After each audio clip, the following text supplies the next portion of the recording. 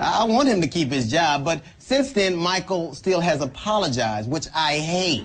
I think if you say something you mean, you should just stand by it. So what he said is, I respect Rush Limbaugh. He is a national conservative leader, and in no way do I want to diminish his voice. I don't understand it. Why is the name Steel? You should call him Aluminum. Damn. He folded that fast. I don't understand. So does Rush Limbaugh run the GOP? It seems like it to me.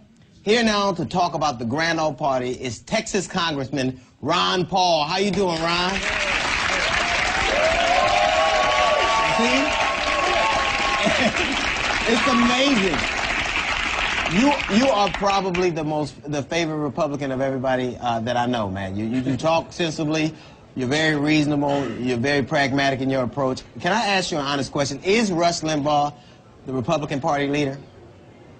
Philosophically, he has a lot to do with it, but technically, no, he's not the leader. He's not an elected leader. But philosophically, he's filling a void. I think there is a void in the Republican Party, and somebody is filling it. But there are philosophic influences, and that's what Rush Limbaugh does. Well, then let me ask you probably a more direct question. Why do so many people insist on kissing his ass like that? Why is he so, Mark Sanford, the governor of South Carolina, apologized.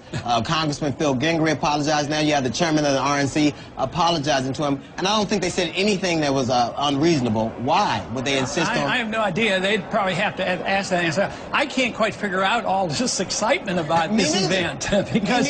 because, you know, in a way, I just wonder about the liberals and the Democrats wanting to help Rush Limbaugh so much. I mean, he's making a lot more money. But you know what I suspect that's going on? And this has nothing to do with the conspiracy. But I think what they want to happen is Rush Limbaugh make a whole lot of money, and then they're going to tax him and limit his income to about $250,000 a year, and they're going to put a tax on all the entertainers, and we're going to bail out everybody in the country and take care of all the poor people. Hey, man, the word conspiracy is going to be used. Let the black guy do it, okay? I want to do that. but he does represent, Rush Limbaugh does represent a pretty large segment of the Republican Party. I think the little poll, I don't think anybody knows the exact number, but I think I saw a poll that said maybe 11%, but they're energetic and they know about it. But he doesn't represent, you know, a lot of people involved with social values. He certainly doesn't represent me. Now, Rush did say that he wanted President Obama to fail. Do you feel the same way?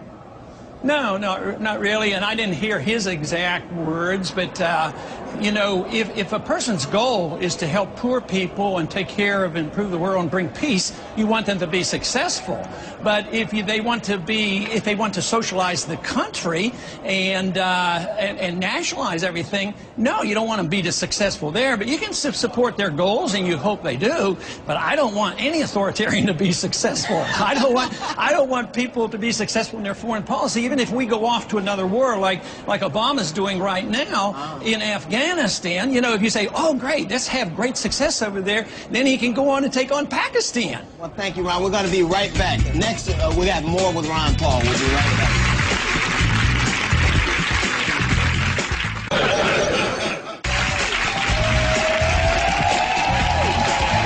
We are back with Republican Congressman Ron Paul. Ron, you ran for president. When you dropped out, you did not back John McCain. Obviously, you have some issues with some members of your party, right? Right, yeah. When they don't live up to their promises, you know, if they call themselves fiscal conservatives and then they double the size of the budget and the deficit, then I can't with a clear conscience support them. So you were against George Bush's big spending, too? Oh, absolutely, and certainly I was against his foreign policy and his violation of personal civil liberties, the privacy that he was invading and the secrecy of government. I didn't like any of that. I'm sort of an old-fashioned conservative that believes in the Constitution. Now, you also voted against President Obama's stimulus package. Obviously, you had reservations about that. Why was that? Well, I don't think it's going to do any good. Most of that money so far hasn't helped the little guy. It's going to Wall Street. If they'd have taken all that money and just sent checks out, we would have been better off. I would like to get the money in the hands of the people. I don't trust the government, and I don't trust the politicians and the bureaucrats because they bail out their buddies. What we want is to get more money in the hands of the people. That's why I would just suspend the income tax, and everybody would get a pay raise immediately. And there still are a few people that are employed, so this would be a big boost to the economy. And the people make the decisions rather than bailing out corporate giants and banks, and then they take their money and they get billions of dollars worth of bonuses. It's absolutely out of control. But Ron, okay, I too was against the bailout. But some aspects of the stimulus package, I see some, you know, like as far as extending unemployment benefits to people, making those a little longer, and things like that. Other attributes of the stimulus package, I agree with some of those. But the bailout, I have to say, I was totally against it. I didn't think that we should have bailed out the GM. I thought some of the banks, I could see how that was necessary. But honestly, what do we do then?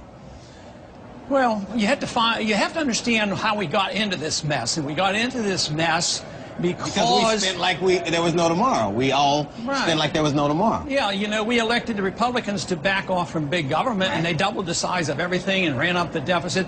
So we spent too much, we borrowed too much, and then we started putting pressure on the Fed, and the Fed acts on their own, and they started inflating, that is, creating credit out of thin air. They're the ones who really causes the boom, and they literally bring about the bust. You know, after the Depression ended, after the World War II, the spending went down 2/3 and taxes went down 1/3, and that's when the Depression finally ended in the late 40s.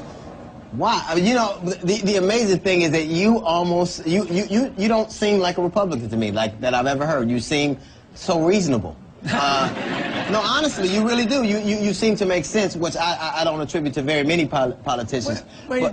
Okay, go ahead.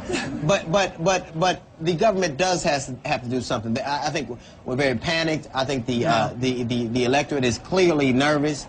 The government has to do something to kind of lay their fears, or we'll never get on track, right? Yeah, and that is true, and we could if we had some sensible people here.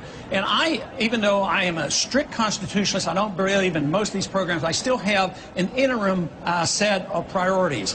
I would cut $500 billion from overseas. I don't think it makes any sense to blow up bridges in Iraq and then pay to rebuild them to no-bid contracts where the corporations never rebuild.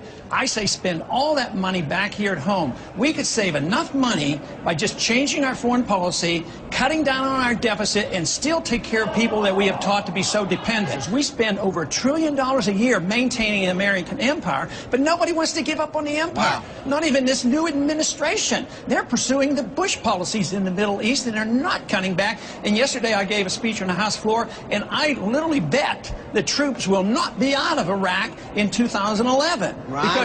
Because we're going to have a big embassy, and we're going to have 56 military bases, and believe me, that is very offensive to the people of Iraq. Ron, you're too human to be a Republican. Now, I was on Bill Maher about a year and a half ago or so, and you came on, and you came on by satellite, and you were explaining about the Civil War, how it didn't need to be fought.